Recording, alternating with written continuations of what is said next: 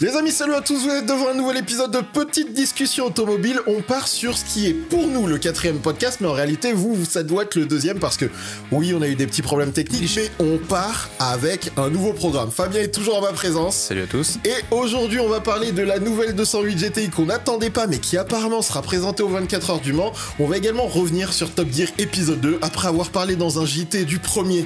Il faut qu'on parle 3 secondes de ce deuxième épisode parce qu'il y a des choses à dire. On fera un petit retour sur l'actu automobile de la semaine. On va aussi potentiellement vous parler un petit peu du WEC parce que je crois qu'il faut que vous preniez le temps de regarder. Mais on commence tout de suite en parlant de la 208 GTI qui arrive de nouveau et qui serait électrique.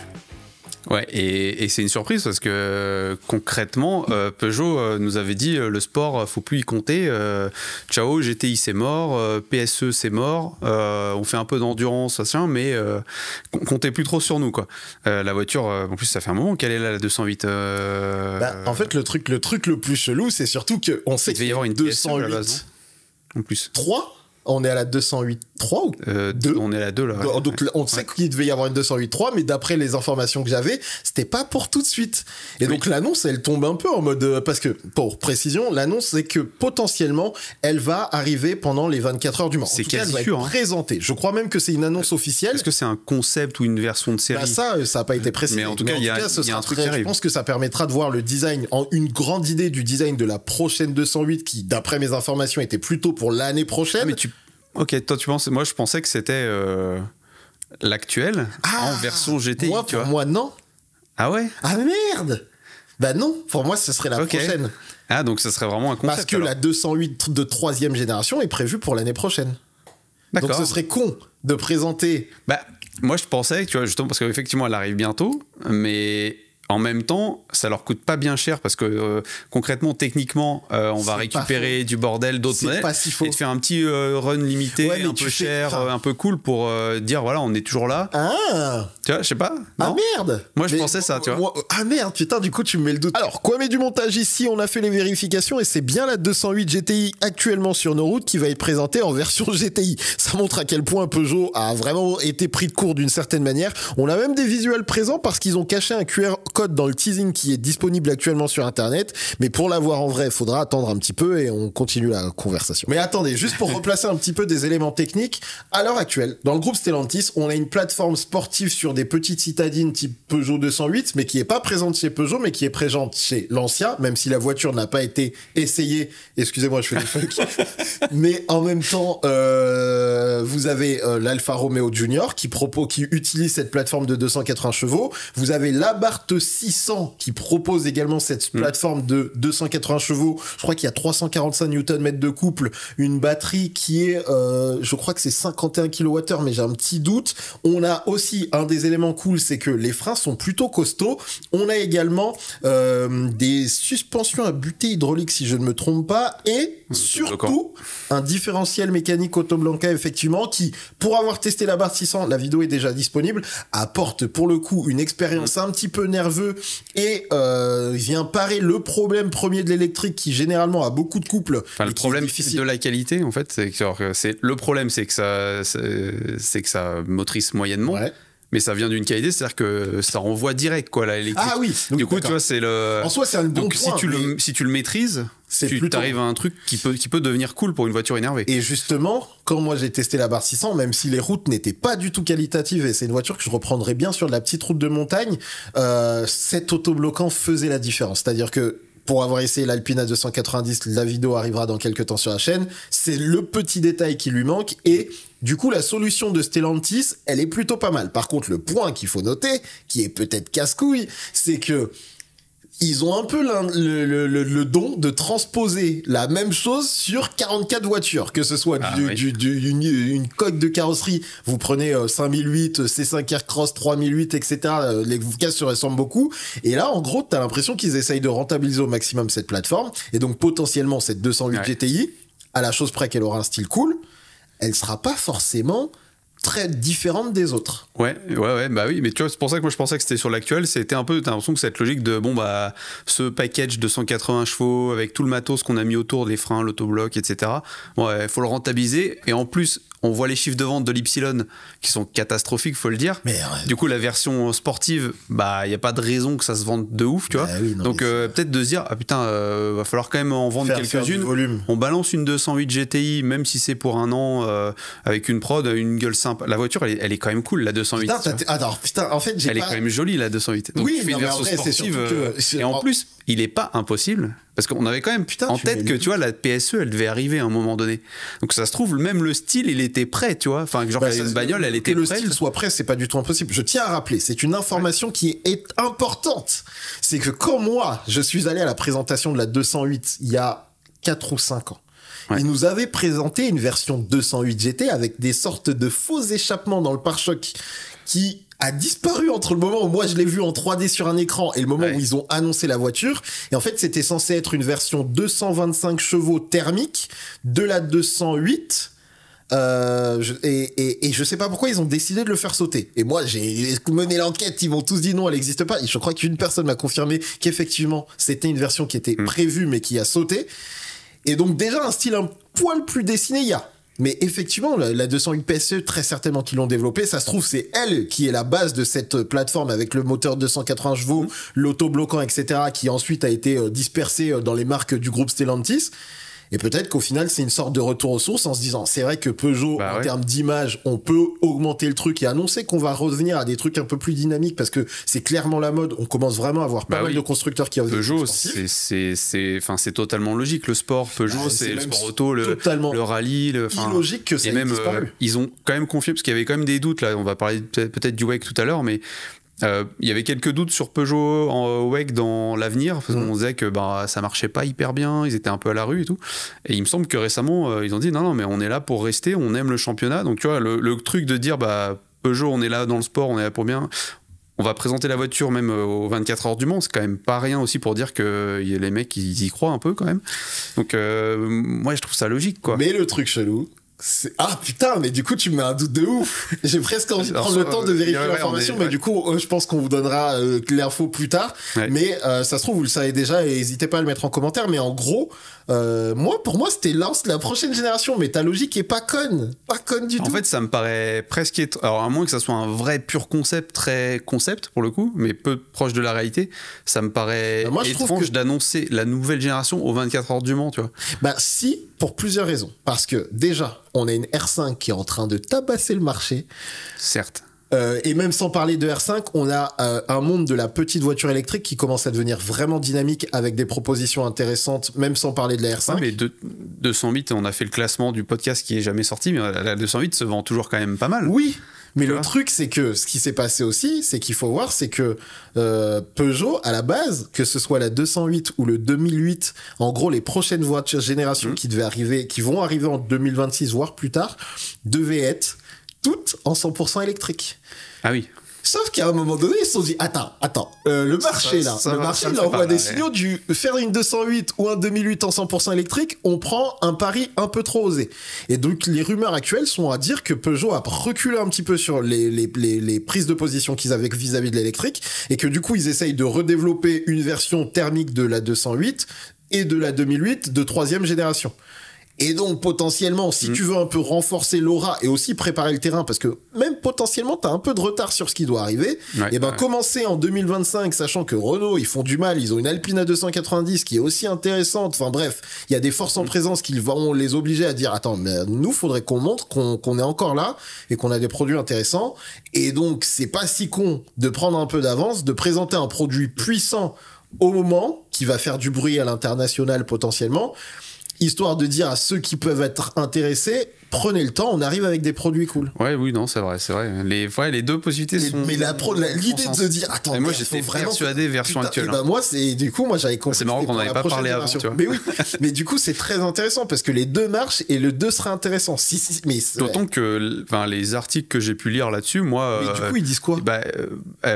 C'est tout le temps des Photoshop de la 208 actuelle en mode GCI, tu vois. Parce que moi, j'en ai vu de l'ancienne. de la prochaine, enfin d'une pseudo prochaine, okay, avec le style du concept car qu'on avait vu. Mais écoute, à voir. Bah on sera vite fixé, hein. C'est mi-juin. C'est mi-juin. Ah putain, c'est si vite. Et putain, faut que je lance. C'est 14-15 juin, le 24h du Mans. Donc. Ok. Bref, et s'il y en a parmi vous qui ont des infos, n'hésitez pas à nous le dire. On passe à notre deuxième sujet. Il faut qu'on parle du deuxième épisode de Top Gear. Juste pour replacer un petit peu le contexte, on rappelle, c'est Akram, Pog et Frank My Life de Movie Car Central qui sont les présentateurs de Top Gear depuis la nouvelle saison qui est la 10e. Et on avait parlé rapidement, déjà dans un podcast, mais aussi via un JT que vous pouvez aller voir, du premier épisode avec des retours qu'on va définir comme mitigés, parce que tout n'était pas mauvais. Mais c'était pas si bien maîtrisé, agencé, construit, avec des voix off qui cassaient la tête, etc. Du coup, avec Fabien, on a été curieux. On est allé voir le deuxième épisode. Et qu'est-ce que t'en as pensé ? Bah, malheureusement, on est dans la lignée du premier. C'est-à-dire que il y a des bonnes idées, il y a des bonnes choses, mais t'en ressors pas en disant ouais, c'était vraiment cool, quoi. J'ai trouvé ça pire que le premier. Ah ouais, non, quand même, parce que alors moi, du coup, tu vois, le sujet militaire, machin, ça m'a saoulé. Là, il y a un peu plus de, c'est du plus de fun, mais non, en fait, je te donne mon positionnement. Vas-y. Le début, la scénette, j'ai envie de péter mon crâne. En fait, en gros, l'épisode, c'est une sorte de Very Bad Trip en Ouzbékistan. Et donc, il y a une petite scénette au début de l'épisode où, en gros, ils se réveillent et ils sont en mode où est-ce qu'on est. Forcément, c'est mal joué. C'est mal. Alors, j'aime pas faire cette critique, mais c'est entre guillemets mal filmé. C'est-à-dire que presque tu le filmes avec un iPhone, dans le rendu que ça donne, c'est pareil et ça m'a un peu embêté. Mais c'est pas des trucs très graves, c'est mon avis personnel, j'aime bien la belle vidéo, c'est censé être de la télé, ça manquait un peu de soin. Allez, on passe cette scénette, mais l'agencement entre les voix off, les scénettes, le côté Very Bad Trip qui a aucun sens, balade dans la ville, etc., les passages avec Akram qui est sur le moment où il est sur les toilettes. C'est un peu gênant. Ouais. Le moment où il est sur les toilettes. Il est même très gênant. Je me suis dit, mais attends, quoi ? Parce qu'il y a un moment où il est sur les toilettes, il y a Pierre Chabrier qui l'appelle, parce qu'il y a Pierre Chabrier dans cet épisode. Et en fait, franchement, je suis d'accord avec toi, sur le papier, il y a de bonnes idées. Mais dans la manière de l'amener, et surtout le fait d'avoir tout scripté, entre guillemets, et du coup d'obliger les gars à faire des sortes de l'acting, franchement, c'est ça. Ouais, en fait, je pense que ce que tu dis là sur l'acting, c'est très vrai. C'est-à-dire que je pense que ça casse le truc. C'est-à-dire que moi, j'aime plutôt bien je l'avais dit l'autre fois, mais c'est vrai que le trio, je l'aime bien. Franck, moi, j'adore. Tu vois que c'est un vrai passionné, qu'il est bien délire. Pog, en vrai, il est passionné, il est assez touchant des fois. Bon, il a ses défauts aussi. Des fois, il part en vrille et il a certains trucs. Et Akram, moi, il me fait rire. Akram, je sais qu'il est très critiqué dans la communauté. Moi, je le regarde souvent. Alors, faut toujours prendre avec des pincettes. Faut pas regarder ça pour des trucs. Mais il y a des bons délires, tu vois. Non, mais sauf que, tu vois, là, le problème, c'est que c'est des gens qui sont sur YouTube, qui font leur truc et qui parlent d'eux comme ça, quoi. Enfin, il n'y a pas de montage de jeu. Là, tu leur demandes de jouer et ça se voit que c'est pas leur truc du tout. Et les voix off, c'est pareil, c'est de l'acting, c'est-à-dire qu'ils sont en train de lire un texte, ça casse tout le truc. Mais c'est surtout qu'il y a même des phrases où tu sens que c'est pas eux. Mais je pense que c'est pas eux, quoi. Oui. Je me demande même si du coup, il y a pas une grosse partie du montage qui est faite avec les voix off qui sont refaits par un gars lambda ou le gars qui est à la gestion du script, et ensuite on les appelle pour venir poser leur voix à eux. Il y a une sorte de ce que j'en ai compris, parce que Akram faisait des stories là-dessus, parce que quand il filmait, quand il fait les voix off, clairement il lit une feuille et il donne des morceaux de phrases et voilà. Tu vois. Mais en vrai, moi j'ai été... Ouais, ça m'a vraiment envie de décrocher. Vraiment, parce que, entre guillemets, le concept de l'Ouzbékistan, il y avait l'air d'avoir un peu de moyen et tout. C'est-à-dire que l'Ouzbékistan, je m'attendais, et c'est pour ça que l'épisode, je le trouve pas si totalement mauvais, c'est que le côté road trip à la Top Gear, quoi, concrètement. Oui. Il est sympa, mais il y a quelques moments sympas, il y a des belles images de paysages. Hein. Je te parle pas le film, enfin, moi je suis moins technique que toi, mais il y a des trucs comme ça. Mais il y a un autre truc qu'il faut qu'on parle, c'est le fait qu'il spoil tous les éléments, tous les trucs. C'est vrai. Ça m'a rendu mais dingue. C'est-à-dire que dès le début, parce que bon, là on va vous spoiler aussi, parce que on va considérer que vous ayez vu l'épisode, mais le crash de Franck. Il est assez fou. C'est-à-dire que tu vois là pour le coup, c'est pas un truc scripté, c'est un truc qui se passe comme ça. Sauf qu'en fait, tu le sais bien avant que ça se passe, alors que pour moi, le truc se serait passé en live, ça aurait fait oh putain, c'est un truc de ouf qu'il a eu. En fait, on en revient à cette problématique de montage internet. C'est pareil. On s'en revient à ce truc de montage internet où t'as l'impression que l'épisode, parce qu'encore une fois, ça c'est trop long. Oh putain, j'ai regardé ça dans mon lit avant de dormir par curiosité, et sur la fin je commence à avancer. 1h30, c'est trop long, parce que du coup il tire plein de trucs qui sont pas nécessaires d'être tirés trop loin. Et en fait, tu sens... avec les bagnoles. Tu sens qu'en gros, le montage est fait en mode restez là s'il vous plaît. Et donc toutes les 3 secondes, on redynamise un truc qui techniquement, s'il était bien mené, n'aurait pas besoin d'être tiré aussi long. Mais en plus, il y a aussi un autre truc, parce que du coup, je suis d'accord avec toi, Akram, je l'aime bien. Ouais. Non mais dans cet épisode, il est pas dans... Toute la phase avec GMK, elle est compliquée. Le moment où ils sont en train de rouler, Akram, il a le téléphone dans la main. Oui. Même si c'est sur une piste privée, c'est la télé, c'est un peu chaud. Et puis ce moment où il est avec GMK, et c'est GMK qui conduit, ils sont honnêtement, j'ai eu l'impression... Alors, il le montre pas, mais déjà, tu vois que ça roule très fort. On voit dans des fenêtres, tu vois des... Mais c'est surtout... Et après, rouler fort, c'est pas le problème. Parce qu'à un moment donné, tu testes de la grosse voiture, ça c'est ok. Mais c'est plus que vraiment... Là, à ce moment-là, la manière dont il parle, la manière dont il se comporte, on n'est plus dans Top Gear. On est sur la chaîne YouTube de GMK ou d'Akram, et encore une fois, ça m'a un peu embêté. Parce que à ce moment-là, ça fait pas scripté et ça fait pas écrit. Et du coup, tu retrouves les personnes. Mais ça fait pas Top Gear. Mais du coup, du coup, j'étais en mode, mais là, c'est pas le bon endroit. C'est pas que c'est mauvais, parce que moi, il m'arrive de regarder du GMK ou du Akram s'il y a de la grosse voiture, mais ça n'a rien à foutre. Ce moment tel qu'il est fait. Et même Akram, dans l'épisode, là, il est. Parce que déjà, pour le truc, c'est qu'il prend pas l'avion. Donc, il est pas allé en Ouzbékistan. Et le défi à la fin d'Hypnose, il veut pas y participer. Donc en fait, Akram, dans l'épisode, il est un peu... si on veut juste... Pareil, mais encore une fois, les défis de la communauté, je trouve que ça ne devrait pas être dans l'émission. C'est là pour faire une version d'1h30. Et pour faire venir des guests et attirer peut-être du monde, mais oui, ouais, bof. En plus, il est un peu chelou là, parce que c'est un peu dangereux sur le papier ce qui est proposé. En gros, pour vous donner, pour ceux qui n'auraient pas vu, ils ramènent un hypnotiseur qui vient entre guillemets préconditionner Pog à répondre à des mots clés. C'est-à-dire que s'il lui dispose, même s'il est au volant, il arrête complètement, il se fige. Alors après, on peut pas savoir si c'est vrai ou pas, mais en tout cas ils sont sur circuit. Je pense que si, ouais. Et il y a des moments où il lui dispose, t'es sur circuit, tu roules à vitesse rapide, dans le genre d'idée pas ouf, même si c'est à la télé. Je sais pas s'il y a un message qui prévient de ne pas le faire, mais bref. Ouais, et c'est vrai que la scène, et même en plus tu vois que Pog a une réaction un petit peu d'inconfort, parce que... oui, mais c'est pour ça que je pense que c'est vrai, parce que pour le coup j'ai des amis qui sont hypnotiseurs, et qui du coup, enfin, je suis assez convaincu du fait que ça puisse marcher, et le fait qu'il bug comme ça, c'est ce que m'avait expliqué quelqu'un, c'est que des fois, en fait, vu que tu restes un petit peu conscient quand même, enfin, c'est pas que t'es totalement inconscient, et en fait, du coup, s'il y a des choses qui te perturbent, et là, le fait d'avoir plein de mots-clés qui sont balancés, machin, et je pense que réellement, il a bugué, il s'est dit, mais son cerveau, il fait, je comprends pas, et je suis pas bien. La finalité. Mais c'est bizarre. La finalité de cette histoire, c'est que on n'est pas bon. Parce que autant le premier épisode, moi, ça m'avait laissé une forme d'espoir de ça va peut-être s'améliorer. Là, j'avoue que quand je vois comment est construit ce deuxième épisode, même si certaines bases sont intéressantes, on est dans ce qu'on appelle la confrontation de deux mondes. C'est-à-dire que t'as des gars qui font de la télé, et de l'autre côté qui essayent de prendre des youtubeurs et de créer une sorte de compote pas très bien mixée de choses qui ne sont pas faites pour aller ensemble. Et je sais pas quels sont les retours d'audience et même de critiques au sens large. Plus loin que les gens d'internet, je parle des gens qui juste tombent devant qui regardaient Top Gear sans connaître internet, le grand public exactement.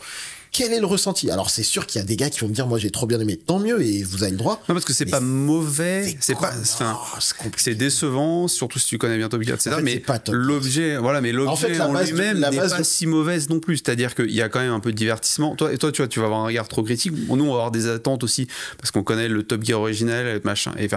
Mais globalement, ça reste quand même pas un truc complètement moisi. En fait, le truc, c'est que je suis d'accord avec toi, c'est pas complètement moisi, mais c'est quand même très incohérent. Bah, disons que c'est pas moisi, c'est pas mauvais.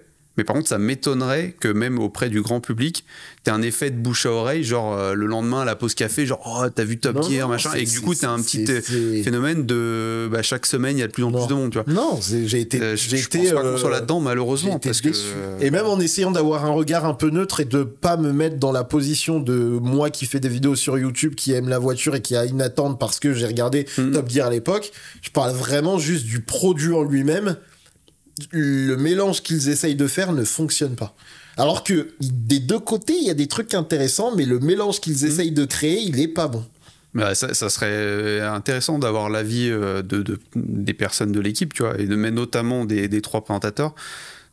Comment ils l'ont vécu et qu'est-ce qu'ils auraient eux fait. Je serais aussi curieux de connaître l'avis même sur le produit final, parce que je pense qu'ils n'ont pas la main sur tout dans tous les cas. Tu vois. Carrément. Mais il faut qu'on avance. Oui, c'est vrai. Et parlons 3 secondes de l'actu de la semaine. On va tout de suite commencer avec celle qui pose problème d'une certaine manière, c'est Nissan qui vient de présenter la nouvelle Micra, qui est littéralement ce qu'on appelle une pâle copie modifiée autant que possible de la nouvelle Renault 5. On savait déjà qu'il y avait un développement partagé et qu'ils allaient réutiliser la base de la R5. Ça se voit beaucoup. Et surtout, ce que je trouve dommage, c'est surtout que moi, personnellement, parce que j'ai vu que certains disaient que c'était plutôt bien fait. Moi, je suis pas fan, à voir en vrai, mais je suis pas convaincu. C'est que ça apporte rien. Le design est tarabiscoté. Et tout est pareil à l'intérieur que dans une R5, ce qui me laisse à dire... Mais du coup, quel est l'intérêt d'acheter la Nissan Micra quant à l'objet originel qui est 4 fois mieux? Alors potentiellement le prix, qu'on n'a pas pour le moment, mais qu'est-ce qu'ils ont fait? Bah, ouais. Alors, il y a quand même une différence à l'intérieur. Il y a un logo Nissan sur le volant. Voilà. Et il y a un petit Mont Fuji... à la place de là où il y a les anciennes R5 dans la... Ouais, effectivement, l'intérieur, c'est dommage. Ouais, en fait, l'intérieur est encore beaucoup trop proche. Et l'extérieur... Tu vois vraiment, et c'est là où c'est dommage, mais c'est des contraintes financières, c'est que c'est une R5 sur laquelle bah, tu as eu le budget pour faire une face avant et une face arrière. Il faut quand même reconnaître un élément assez intéressant. Les designers ont fait, je pense, ce qu'ils ont pu, avec les contraintes qui est de venir apposer le nom Micra, donc d'aller chercher des codes des anciennes Micra, etc. Et parce que transformer la base R5 sans changer toutes les pièces... Oui. Et... Parce que la R5, c'est quand même vraiment une R5, quoi. Et ben, franchement, je trouve qu'ils se sont bien battus. Mais le produit, moi, il me semble inintéressant si on parle d'attractivité en termes de style, quoi. Ça me paraît pas beau. C'est ça, en fait. C'est que je la trouve, au début, première réaction, quand je l'ai vue, j'ai fait, wow, c'est pas beau. Après, j'ai regardé des vidéos un peu plus où c'était pas les images figées et tout. Finalement, c'est pas si mal. C'est pas si mal, mais c'est ce que tu disais tout à l'heure. C'est-à-dire que, à moins que ça soit moins cher, vraiment moins cher, et encore, il faut que ça soit vraiment moins cher. Impossible que ce soit vraiment moins cher. C'est produit au même endroit. Bah oui, non, mais ils vont pas mettre 5 000 € de différence. À quel moment, pour moi, la R5 est bien plus sexy, à moins que on va en voir dans tous les coins de rue, peut-être que ça va devoir mais 75 fois que j'achète une R5, même si elle est plus chère, j'achète une R5. Même si j'ai pas le budget, j'achète une R5. En plus, c'est les mêmes moteurs, c'est les mêmes batteries. Même batterie, même moteur. On est sur le moteur de 120 chevaux et le moteur de 150, avec la batterie de 40 et la grosse batterie pas si grosse de 52 kWh. Il y a potentiellement, de ce que j'ai cru comprendre, une version avec un petit moteur de 95 chevaux qui serait dans les tuyaux. Bah ça on sait pas en fait. A priori, ils en avaient parlé, mais officiellement là ils l'ont pas annoncé. Parce que ça pourrait être le truc qui ferait la différenciation. Bah non, parce que la R5 va l'avoir ce moteur. Ah. La R5. Mais la version avec moins de 20 000 balles là. La version R5 5 ou je sais pas quoi, qui va arriver. Oui, donc en fait il va arriver le moteur au final. Le moteur va arriver sur la R5. Ce qu'on sait pas c'est ce qui va arriver sur la. Donc en fait la Micra ne l'achetez pas. Voilà. Alors non. Le seul truc moi qui m'a fait penser à un truc, mais bon, est-ce qu'on peut en faire une version cool Nismo? Mais elle est pas belle. Non mais pardon. À partir de là, tu fous pas. Enfin déjà que Nissan a fait Nismo sur n'importe quoi. Oui. Si en plus ils le font. Oui mais à 290, en fait. Non mais non, je dis non. Non mais là tu peux faire. Je vois ce que tu es en train de dire. Tu peux faire une différenciation de prix. Je suis contre. La 290 est quand même chère.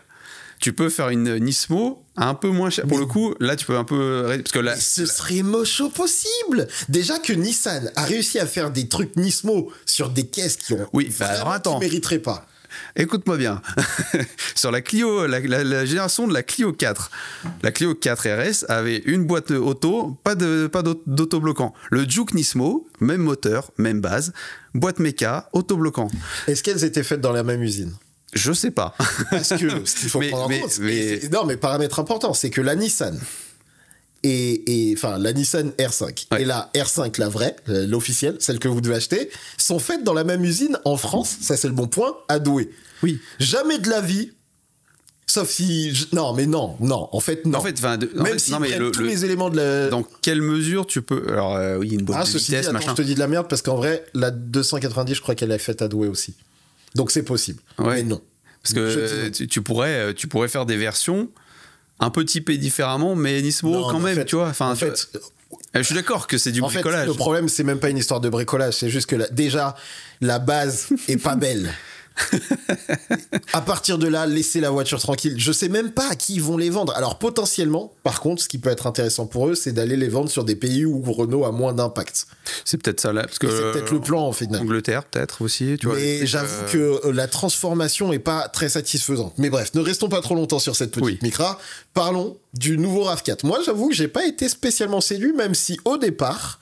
Ouais. Je pensais que c'était pas si mal parce qu'ils avaient laissé fuiter quelques images qui montraient des petits bouts de du Toyota RAV4. Toyota RAV4 qui est une voiture qui, au passage, c'est à noter, a vachement grandi au fur et à mesure des années. Parce que je me souviens, moi, quand je conscientise ce qu'est une Toyota RAV4, on l'a connu en 3 portes, hein, le RAV4. Mais moi, c'était un tout petit truc, un petit SUV, au moment où les SUV n'existaient même pas. Enfin, c'était un 4x4. C'est un peu un précurseur dans le Juke et compagnie. Ça descend du premier RAV4. Dans ces tailles. Le RAV4 a petit à petit grandi. Et puis là, on est arrivé sur un truc qui frôle le 5008 quasiment. Mais c'est très gros maintenant. Et donc, ils ont présenté une nouvelle génération qui est une sorte d'évolution de la génération actuelle. Et qui... Moi j'avais du mal avec l'ancienne actuelle. Qui était pas... Je trouve que la nouvelle est plutôt mieux. Après, c'est l'arrière qui me pose problème. En fait, c'est pas bien. L'avant s'intègre. C'est mi-Lexus, mi-Toyota à l'avant, on va dire, dans la proposition, avec une perforation de la calandre qui est un peu étrange, mais qui apporte une fraîcheur au style, on va dire. Et puis de l'autre côté, il y a l'arrière, où là, j'ai l'impression que Toyota a essayé de justifier que c'était un nouveau modèle, et du coup, allez voir les images si vous ne regardez pas la version vidéo. On dirait qu'ils ont fondu l'arrière de la voiture. Oui, il est moins... Et c'est pas très charmant pour un RAV4 qui avait réussi à imposer une image quand même assez... puissante, dense, costaud, 4x4, très ligne, très tirée droite. Et là, j'avoue que j'ai pas été spécialement intéressé. Je note, je sais pas si tu veux le dire pour les motorisations.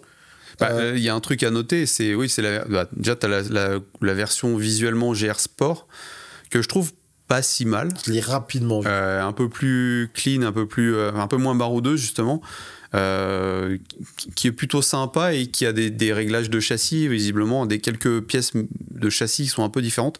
Donc à voir si tu vois, en dynamique ça peut être quelque chose de sympa. D'autant plus que sur les motorisations, sur la version PHEV, du coup, on a une version maintenant qui dépasse les 300 chevaux. Donc on va se retrouver face à du Rafale ou des trucs comme ça, atelier Alpine notamment. Et je me dis, tu vois, cette version-là doit quand même pas être dégueu. Après, t'es sur, je sais plus ce que j'avais noté, mais sur le PHEV, t'as du 268 chevaux et du 304. Et sur la version hybride simple, non rechargeable, t'es entre 180 et 190 chevaux selon si t'as 2 ou 4 motrices. Et honnêtement, la version avant, en hybride, c'était assez convaincant quand même en termes de ratio perf, agrément et conso. Donc potentiellement là on est quand même sur quelque chose de pas mal. C'est vrai que... Alors, 2 choses. Je vois la version GS Sport, je reviens un petit peu sur ce que j'ai dit, ça marche quand même pas mal. C'est gros, mais ça marche. C'est ni élégant ni vraiment pas beau. Si mal. Mais en GR Sport, j'avoue que ça marche pas si mal. Ça a une petite gueule, je le reconnais. Mais... ouais, pourquoi pas. Maintenant, on continue notre petite tour d'actualité. Renault a présenté une R4 nommée Savane, qui est en fait une version 4 roues motrices. Alors, le petit point à noter, c'est que il n'y a pas tant de modifications de style que ça. Ce qu'ils annoncent surtout, c'est la potentialité qu'on aurait une version 4 roues motrices qui pourrait approcher. Et ce qui est amusant, c'est de voir que Fiat, avec la Panda, a aussi présenté une version 4x4. Oui. Qui est, franchement, je pense, moi, ma préférée entre les deux. Je saurais pas. En fait, les deux, je les trouve assez cool, étonnamment, parce que moi, je suis plutôt voiture de sport, mais je les trouve assez cool dans l'approche. Et la Panda est quand même bien marrante avec pas grand chose. En fait, le truc de la Panda, c'est que c'est quand même une voiture qui est pensée pour coûter peu cher, basée sur la plateforme et la coque presque de la C3. Je pense que c'est ce côté pas cher et un peu... même si finalement, si tu la mets à côté de la vraie Panda 4x4, la première, je pense qu'elle est monstrueusement grande. Oui, parce que la Panda 4x4... Encore monstrueusement, je sais pas, c'est pas si gros. Ouais, mais la première Panda, c'était vraiment petit. Mon grand-père en avait une. C'est pas non plus un différentiel de fou. Mais le truc qui est en fait trop cool, je pense, et qui pour moi marche mieux, c'est justement le fait que parce que, entre guillemets, la base était techniquement... Enfin, tu pouvais pas faire sans truc. Ils ont un style qui est un peu à l'ancienne. Oui. Et que du coup, venir rajouter 2-3 éléments pour la rendre encore plus Panda musclée, entre guillemets, parce qu'en vrai, il n'y a pas 100 trucs qui ont changé. Il y a quasiment rien, en fait, hein, parce que il y a des petites, des petits feux dans la calandre. En avant. T'as un coffre, une galerie de toit avec un truc, et je crois que c'est que sur les côtés... Là où Panda était incrusté juste comme ça dans le truc. Là maintenant il y a un espèce de stickers noir autour, ce qui fait que tu as l'impression d'avoir tout un côté en plastique, alors que c'est pas vraiment du plastique, mais qui te donne un peu ce côté à l'ancienne, 4x4 protégé, machin et tout. Mais en réalité, moi déjà la Panda, franchement, quand j'ai fait l'essai normal, c'était presque un coup de cœur. Parce que franchement, petite voiture. Je prendrais ça par rapport à une C3 sans problème. Ultra intelligente dans son intérieur, avec une sensation d'espace. Je l'avais dit, j'ai eu plus de sensations dans la Panda que dans la R5. Et la R4, plus je la vois, parce que les essais sont passés, plus je la trouve pas si belle que ça. Surtout quand tu vois à quel point la Renault 5 est efficace en design. Et donc, ce qu'il faut noter, effectivement, c'est quand même l'information qu'elles arrivent potentiellement en version 4x4. Ce qui m'intrigue un peu, par exemple, sur une version 4x4 sur la Renault 4, un peu comme sur l'Alpina 290, c'est que les batteries sont tellement, entre guillemets, petites, que je serais curieux de savoir à quel point l'autonomie souffre d'un ajout d'un deuxième moteur. Je sais pas si ça impacte tant que tu tires pas comme un... Pas énormément, et puis il faut aussi voir comment est faite la solution. Parce que tu peux avoir de la solution 4 roues motrices, mais 4 roues motrices à basse vitesse. Ou en intervention façon... je pense pas que tu es sur du 4 roues motrices permanent, là, sur de l'électrique. Mais aussi, l'autre question, c'est est-ce qu'il y a des clients pour ça ? C'est ça qui m'intrigue sur ces formats-là. Sachant que... Quoique... je pense que quand même, tu dois avoir un peu de côté... Le côté baroudeur et le côté montagne. Campagne, montagne peut être intéressant. Le prix doit pas être... ça sera pas donné, mais je pense que comparé à des plus gros véhicules, ça doit être quand même pas mal. En vrai, sur la Panda, ça peut... Sur la Panda, on sait pas encore trop à quoi ça va ressembler techniquement, parce que visible... Alors, j'ai trouvé des informations un peu contradictoires. Parce qu'en fait, en vrai, officiellement, ils ont juste parlé d'un train arrière électrifié. Mais ils n'ont pas expliqué vraiment. Apparemment, la version qui a été présentée, c'était plutôt une version électrique, mais qui peut-être était que du style, parce que d'autres médias parlent de version hybride, un peu comme sur le type Avenger, là, je crois. Où en fait, t'as une version hybride, mais du coup, c'est le train arrière qui est électrifié. Tu rajoutes une motorisation électrifiée sur le train arrière qui n'est pas permanent et qui permet d'avoir une version. Exactement. Et ce qui serait plutôt logique, quelque part, vu ce que fait Stellantis à côté, versus foutre le truc là. Et le point, par contre, sur la R4, parce que tu disais qu'il n'y avait pas beaucoup de différence de style, sur les éléments de carrosserie, oui. Par contre, elle est quand même plus haute et plus large. De combien de 15 mm, je crois, hauteur, et de 20 mm. Ouais, mais...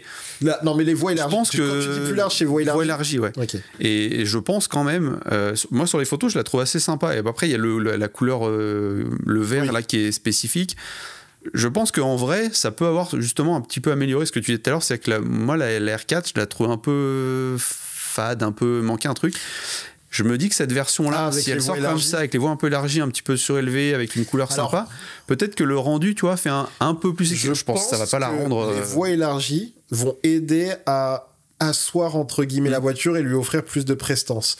Mais en fait, avec du recul, le design de la Renault 4, c'est pas qu'il est loupé, c'est juste que, en fait, il y a un manque de parti pris de design sur effectivement, en fait, la voiture, elle est trop étroite. Et l'arrière n'a pas de caractère. Les feux sont minuscules. Bref, la R4 d'origine, la 4L, n'était pas non plus... Elle a marqué son temps, elle a un côté mignon, machin, etc. Mais elle n'a pas une identité si forte que ça pour se dire que derrière, avec toutes les contraintes qu'ils vont avoir, en fait, tu te retrouves avec un truc un peu rondouillard. En fait, le truc, c'est que tu sens quand même que par rapport à la R4 de base, Renault a pris quelques libertés. Ils le disent même eux, disent que là où la R5 respecte vraiment le cahier des charges de ressembler à une Renault 5, la R4 le fait un peu moins. Et je me dis, quitte à avoir un peu de liberté, ils auraient pu trouver... Après, je pense que c'est technique d'être dans le juste milieu, sachant que tu veux aussi une voiture habitable, plus habitable que la R5, sans que ce soit trop grand, avec toutes les contraintes qu'on n'imagine même pas quand tu fais le design de cette voiture et les coûts sur les différentes pièces, etc. Mais au final, j'attends d'en voir dans la rue. Je pense même que potentiellement, j'essaierai de la prendre à la maison, même si mon intérêt est limité. Je suis de moins en moins fan de la R4, alors que la R5, j'en ai croisé une hier soir de nuit, j'ai vu sa petite signature lumineuse, carré là, je vais dire un petit truc qui n'a aucun sens, mais il y a une forme de petite fierté quand je la croise, parce qu'il y a vraiment ce truc de se dire, putain, en vrai c'est beau qu'ils aient porté ce putain de projet jusqu'au bout, et que d'un truc qui nous paraissait improbable, d'un concept car qu'on a vu beaucoup trop tôt, qu'ils ont traîné pendant 3 ans. Je pensais qu'on s'en serait lassé dès qu'elle allait sortir. Et en fait, à chaque fois que j'en vois une jaune, particulièrement la jaune, je suis là et je dis... Jaune, toit noir. Jaune, pas toit noir. J'en ai pas encore vu, moi. Ça fait bizarre parce que tu vois qu'elles ont quand même le côté trop. Mais jaune, toit noir, ça claque fort. De se dire, putain, ils l'ont fait, et putain, surtout, c'est un beau produit. C'est un vrai beau produit. Ouais, non, c'est... Même si, encore une fois, je vais le souligner, regardez les gens dans ces voitures-là, ils sont en train de caresser le plafond. Ça, c'est un vrai problème. Mais on y reviendra dans des essais. Voilà. Bref, ça c'était pour les actus de la semaine, les petits amis. Là, c'est Fabien qui va vous parler majoritairement parce qu'il voudrait parler du WEC. Voilà, alors je précise déjà de base pour les hyper puristes, je suis pas un hyper puriste du WEC. Et justement, c'est plutôt pour vous en parler en disant... Je commence à m'y intéresser et c'est quand même bien cool. C'est-à-dire que le WEC, donc historiquement, avant c'était donc les LMP1, le championnat du monde d'endurance. Il s'est passé quelques années un peu mythiques où, enfin, même dans les récentes où il y avait Porsche, Audi et Toyota qui se tiraient la bourre, mais après ça s'était un peu tassé. En participation ou en intérêt du public ? Plus ou moins que Toyota, donc les intérêts de, tu vois, qui va gagner au Mans, etc. C'était pas fou. Le 24 heures du Mans reste cool, mais t'avais pas ce truc-là.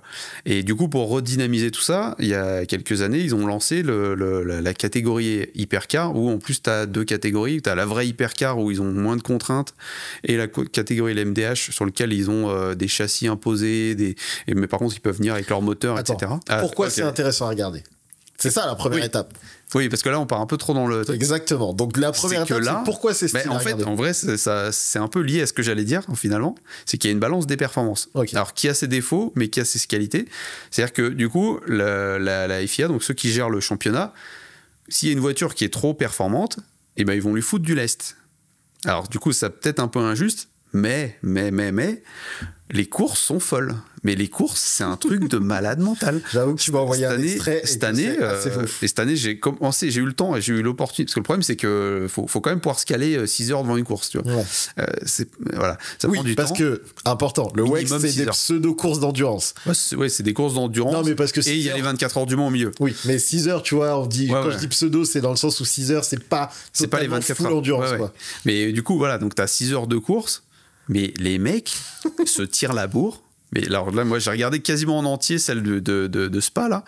J'étais scotché devant la télé. Il y a des moments, mais les mecs, c'est des tarés. Parce que, pour traduire un petit peu ce que Fabien dit, en réalité, il m'a envoyé un extrait qui est assez ouf au sens où, littéralement, c'est vrai qu'on n'a pas l'habitude, dans l'historique, de voir des voitures aussi grosses sur le papier se tirer la bourre à ce niveau d'acharnement. Des coups de portière.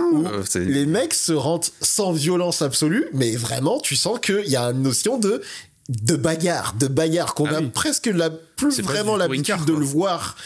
Voilà. à l'époque, il y avait le BTTCC où il y avait cette notion de bagarre sur la piste. C'était autorisé, ça faisait partie du spectacle. Et là, j'avoue que sur des caisses comme ça, avec des niveaux de vitesse qui ont aucun sens, sachant qu'en plus, il y a d'autres catégories. Parce que oui, il y a le MGT3, qui est donc des voitures de GT3 qui sont des 911, Porsche 911, des plots mobiles qu'il faut éviter en même temps que tu fais la course avec une voiture tout aussi puissante que toi. Ça donne mais des séquences, mais les mecs, quand ils reviennent dans le trafic, mais tu vas avoir des cas où bah, du coup ils vont être un peu gênés par le trafic et t'as l'autre qui va bondir sur le côté et tu te retrouves avec des dépassements. Je crois que c'est Peugeot qui a fait un dépassement, une Peugeot qui a fait un dépassement de taré. Il y a les Alpine aussi. Bas du Raidillon à deux voitures de front. Il est incroyable ce moment. Et j'ai oublié le nom du pilote en plus, mais qui est excellent et qui fait un dépassement en bas du Raidillon, mais enfin faut y aller quoi là. Mais en vrai, il y a des passages. C'est beau. Moi j'ai pas spécialement. Mais en GT3 c'est pareil. Hein. En GT3, là sur la course, tu te retrouves avec des moments et les mecs ils étaient à 4 de front quasiment, à se doubler 3 ou 4 fois dans la grande ligne droite et tu sais jamais qui arrive machin. Enfin c'est incroyable en sport auto et en spectacle. Bah là j'avoue que moi j'ai pas eu le temps de regarder, sachant qu'en plus par contre élément important. C'est que c'est diffusé gratuitement. Enfin, je sais pas si tout est diffusé gratuitement. Je crois que si, hein, parce que alors moi, de ceux que j'ai vus, oui, c'était gratuitement. C'est ça, c'est que Fabien, moi, j'avais pas le temps de regarder, mais il me disait que c'était dispo gratuitement pour nous tous sur l'équipe 21. Ouais, c'est l'équipe 21 et tu peux le regarder sur ton téléphone ou sur un PC et en plus, alors je crois qu'à la télé il y a pas mal de coupures pub. En vrai, moi, j'étais même surpris. T'as pas de coupure. T'as une pub au début, quand tu lances le truc. Mais c'est vraiment, enfin, tu regardes quasiment toute la course et c'est vraiment du bonheur. Et j'ai hâte des 24 heures du Mans là. Bah, moi déjà j'imagine quand vous voyez aux 24 heures du Mans la catégorie du top se balader entre les GT3 plus le son moteur en live, c'est un délire. Mais là, j'avoue que on commence à avoir pas mal d'écuries.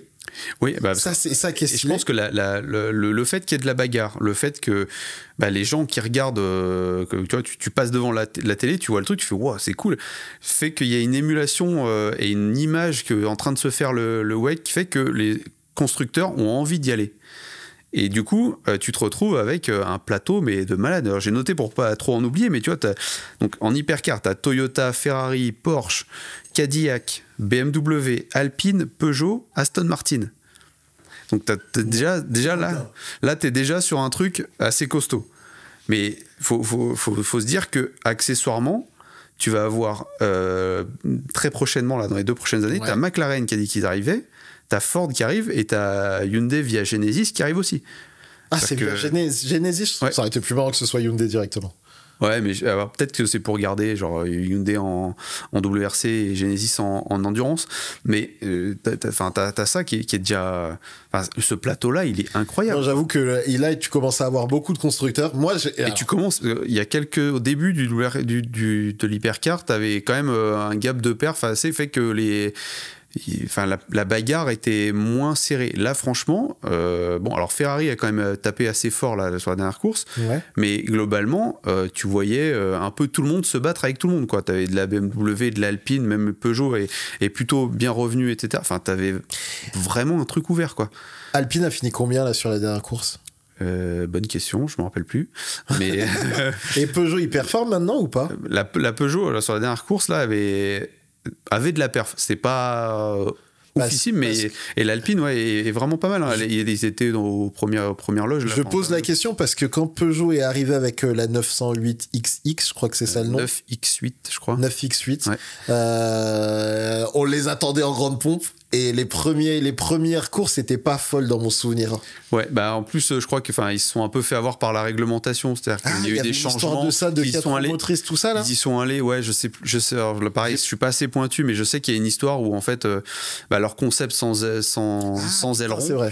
ne marchait pas comme prévu parce qu'il y a eu des changements de réglementation entre-temps et que, du coup, ils se sont retrouvés avec un truc qui marchait pas. En gros, c'était une histoire de fenêtre de fonctionnement et qu'en gros, quand leur voiture fonctionnait bien, eux ils pouvaient pas parce qu'ils se prenaient je sais plus mais il y a un truc techniquement qui les oblige à revenir à aileron. Ils ont dû rechanger leur concept et ils ont un peu galéré et là in fine ça a l'air de plutôt bien marcher cette année. Et je dis globalement tout le monde est assez proche là et en GT3 c'est pareil, c'est-à-dire qu'il y a la même balance des performances, donc les voitures sont toutes assez proches en perf. T'as même les vieilles Lexus RCF qui, pour les trucs, tu te demandes, elles sont vieilles quoi ces voitures, et ça marche quand même assez bien, ça tire la bourre. Et d'ailleurs en GT3, Toyota est en train de nous préparer un truc. Alors je sais pas si ça va être une Lexus ou une Toyota, mais là justement c'est potentiellement ce que tu parlais tout à l'heure, c'est qu'il y a un proto qui tourne actuellement, qui est basé sur le concept qu'ils avaient fait GR GT3 ou je sais plus quoi. Où en fait donc c'est une voiture qui ressemble vite fait à une LFA avec un énorme capot et qui va tourner pour le GT3, et le truc qui est cool là-dedans, c'est qu'il y a une version de série qui arrive, et la version de série il va y avoir une vraie voiture. Combien d'exemplaires on sait ou pas? On sait pas du tout, mais je pense que ça va être un truc pas si niche que ça, et qui va être plutôt une grosse GT sportive assez, avec un moteur thermique, parce que du coup au début ça devait être électrique, finalement non. Et donc là, ça va être une Parce pièce qu'en fait, cool. Le truc qui, moi, me hypait à mort au début, c'est que ils étaient en train de créer une catégorie hypercar qui, du coup, existe encore, mais qui a dérivé du concept. Et le concept de base... Oui, c'est que ça allait nous amener des voitures d'homologation comme les R390, c'était faire des pièces qui soient basées sur une version de série, donc qui obligeait les constructeurs à créer une hypercar. C'était 50 ? Je sais plus, qui devait être produit à combien d'unités, et qui leur permettait d'entrer dans la catégorie. C'était la condition, ce qui voulait dire que si Ferrari, si Aston Martin, si McLaren, si Peugeot était dans la discussion, disait on participe, ils étaient obligés. Mais imaginez, Peugeot qui vendait une hypercar que des clients auraient pu acheter, qui en plus concourait dans des trucs sur circuit, la hype que ça aurait amené, surtout si les voitures tabassaient en performance, qu'il y avait du combat sur la piste, ça aurait été incroyable. Et ça, c'était à la base qu'on aurait dû avoir dans le Wake, jusqu'à ce que, je pense, pour plein de problèmes de réglementation, d'engagement des constructeurs, de coûts, etc., et de la réalité de se dire, attends... je pense que c'est compliqué. Enfin, tu vois, typiquement, de dire à Peugeot de faire une hypercar, c'est chaud, quoi. Oui, mais le concept, c'était que ça aurait dû être. Ça aurait été incroyable. Après, il faut voir ce que ça aurait fait dans la réalité, parce qu'il y a eu ce concept-là par le passé, où je crois que c'est la Toyota GT1, techniquement, il en existe, je crois, une ou deux qui des versions de série avec des énormes guillemets, tu vois, enfin des trucs. En tout cas, le projet initial, moi, j'étais là, je disais, mais attends, du coup, ça veut dire aux 24 heures du Mans, on va voir tous ces constructeurs qui vont se battre. Mais moi parce aussi, qu'en fait, surtout, le paramètre qui est ça, c'est surtout, en fait, plus loin que le simple fait de parler d'hypercar, c'était surtout que, du coup, l'idée de base, c'était de faire des véhicules qui ressemblent à des voitures, entre guillemets, pas des prototypes de course, mais des hypercars, comme on a, entre guillemets, des LaFerrari, etc., quoi, des voitures qui comme à l'époque la McLaren F1 où ils étaient venus avec une McLaren F1 qui n'était pas du tout prévue pour ça, ils sont venus, ils ont tout plié, ils sont repartis et qui du coup nous aurait rendu le truc un petit peu plus proche de nous, et malheureusement c'est pas ça, en tout cas ce qu'il faut retenir, c'est que bon, il n'y a pas toute cette hype hyper, mais en vrai à regarder c'est exceptionnel. Du coup, moi, si je peux, j'essayerai de jeter un œil. Comme on vous l'a dit, c'est dispo gratuitement sur Europe. Sur l'équipe. Équipe 21, tout à fait. Là où pour plein de trucs, on doit payer des abonnements, ça casse la tête. Là, c'est cool d'avoir un truc gratuit. Honnêtement, les commentateurs. Après, je suis pas suffisamment pointu pour peut-être juger de mon point de vue à moi. J'ai trouvé un commentaire de tout à fait de bonne qualité. C'était bien, quoi. C'était vraiment un beau produit et c'était hyper cool à regarder, quoi. Bref. Je crois qu'on a touché à peu près à tout. On a même perdu une caméra entre-temps. Mais techniquement, si tout s'est bien passé, on va prier le que switch celui-là, entre les deux, c'est parfaitement fait, je l'espère.